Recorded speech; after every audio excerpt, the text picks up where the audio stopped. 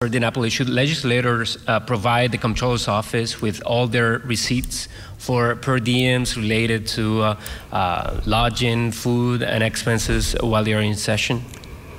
Well, certainly those kinds of reimbursements we certainly could look at. You know, obviously the issue is the legislature is an independent branch of government, so their ability to discharge their duties is not something the Comptroller could infringe upon.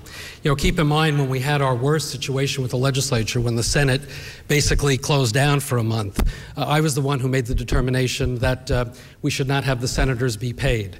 So I think when the legislature is not acting appropriately, even in extraordinary ways, I have certainly used my ability through the payroll to hold up their checks. But you wouldn't be asking for those receipts? Well, we could certainly do an audit where appropriate, you know, in that area. But again, the legislature is an independent branch of government.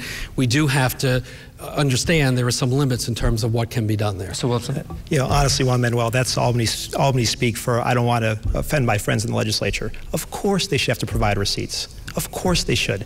Everybody in America has to do that when they have to bill expenses to their company or their business. Of course they should. That's the only acceptable answer.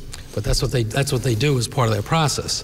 I held up their paychecks. That was pretty offensive to a lot of them. I've not been afraid to do that where it's appropriate. I don't think, but just to take a cheap shot at. No, that wasn't the question. The question was, should they be held up? And you answered for 2 minutes and didn't answer the question. Of course, the answer is yes. Thank you. Thank you, gentlemen.